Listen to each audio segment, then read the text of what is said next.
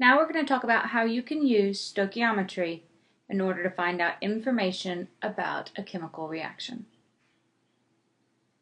So this question asks how many grams of water are produced when 7 grams of oxygen react with an excess of hydrogen according to the reactions shown below. A lot of times students are thrown off by this. That just means you have more than enough hydrogen to make however much water you need to make. So it means you don't have to think about the hydrogen too much. Instead, you're going to find out if I have so much oxygen, how much water do I make? And this is a mass-to-mass conversion. The first step is to make sure that your chemical equation is balanced. If there's coefficients in front, it's probably balanced, but it's a good idea to check. We have 4 hydrogen here and 4 here. We have 2 oxygen here and 2 here. So this equation's balanced. Let's talk about the different conversion factors we're going to use. We know that we've got grams of oxygen, and we're going to have to get from grams of oxygen to moles of oxygen. So we're going to have to use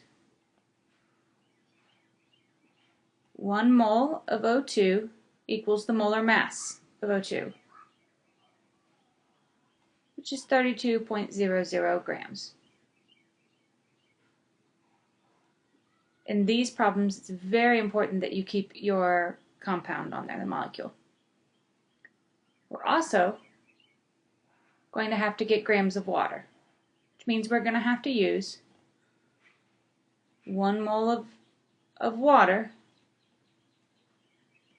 equals the molar mass of water. And if we look at our periodic table, we can find that's 18.02 grams. We're also going to have to figure out some way to get from oxygen to water, from moles of oxygen to moles of water. And the way we're going to do this is from the balanced equation. Remember, we talked about what these coefficients mean. This means 2 moles of hydrogen react with 1 mole of oxygen to make 2 moles of water.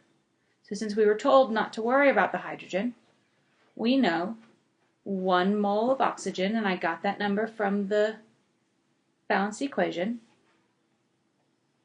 makes 2 moles of water. Also from the balanced equation. So now we're going to do our dimensional analysis.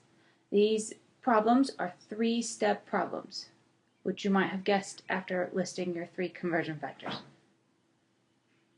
So we start by writing what we know, 7.00 grams of oxygen. I want to make a note real quick. It just says of oxygen, and some students will make the mistake of assuming that's O and that the molar mass is 16. But look at your equation. You don't have O, you have O2 because it's a diatomic molecule. So if we have grams of O2 here, we have to have grams of O2 here. And out of our conversion factors, the number that goes with grams of O2 is 32.00. And that is how we're going to find moles of O2. So our grams cancel out. And we do 7 divided by 32.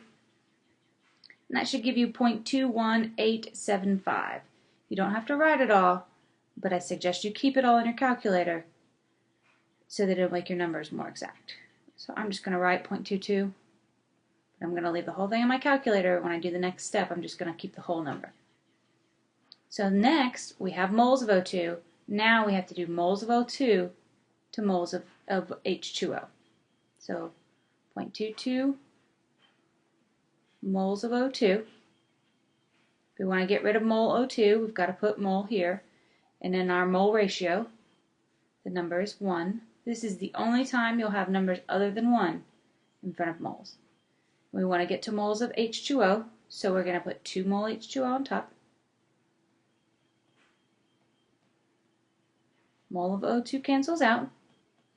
And if you do the number in your calculator, you get 0.375, or I'm sorry, 0.4375. If you do the calculation in calculator, you get 0.4375. And again, I'm just going to round it a little bit here, but not clear out my calculator. So now we have moles of H2O, and now we can use molar mass to go from moles to grams.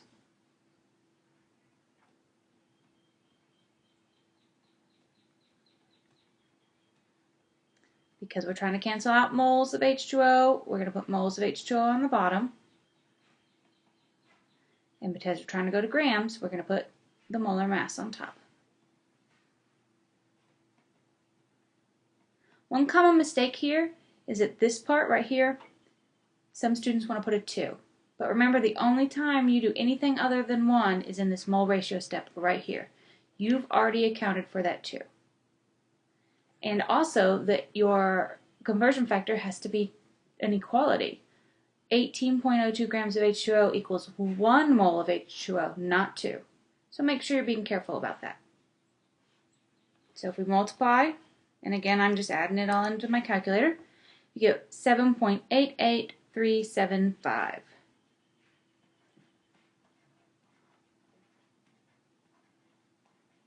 Let's talk about significant figures. 3, 4, these mole ratio numbers are counting numbers. There's no decimals there. They're infinitely significant, so we don't worry about them. So 3, 4, 4. So we need to round our answer to have 3. So we have 7.88 grams of H2O. These problems take several steps, but the only step that's new at all is this one right here. This is a mass to mole problem. You did a bunch of them already. This is mole to mass. You've already done all of those. So the new step is at mole ratio, where you get your numbers from the coefficients of the balanced equation. This problem says how many grams of sulfuric acid are required to react completely with 15 grams of zinc. So this is talking about two reactants. Zinc is obviously Zn, and sulfuric acid is H2SO4. Even if your acid naming skills, even though we haven't talked about how to name acids, you should be able to tell that this is the only one that could be, because it is reacting, and because this is zinc sulfate, so that has to be sulfuric acid. Let's check and make sure that our equation is balanced. We have 1 zinc here and 1 zinc here. 2 hydrogen, 2 hydrogen. Remember, if a polyatomic ion stays the same on both sides, you can just count it as one thing. So we have 1 sulfate and 1 sulfate. So this equation is already balanced. Let's list our conversion factors.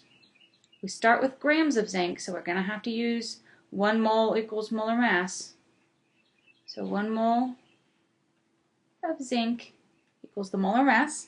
If we look at our periodic table, it's 65.37 grams of zinc.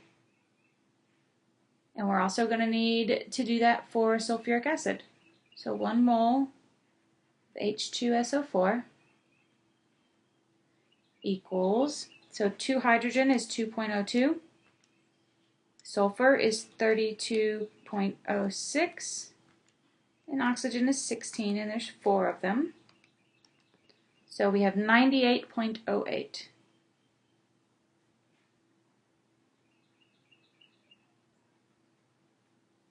H2SO4.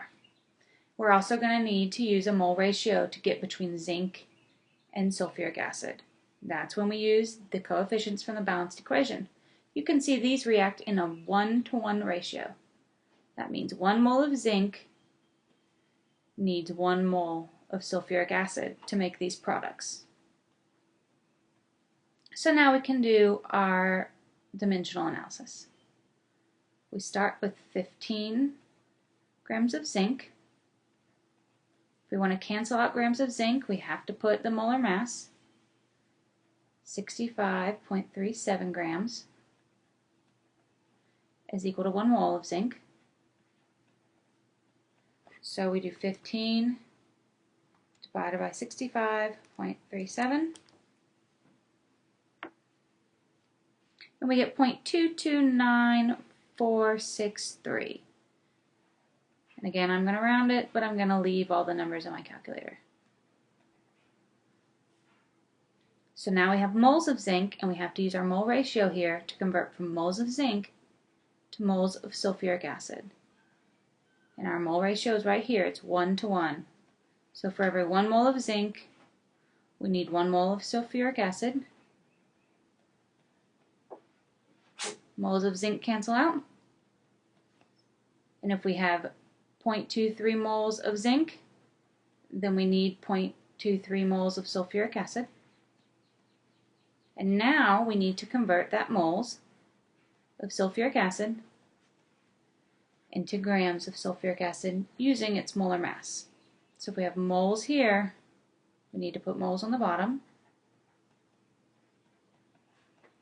And we'll put its molar mass on top, 98.08 grams. Moles cancels out. We do times 98.08. You should get 22.5057.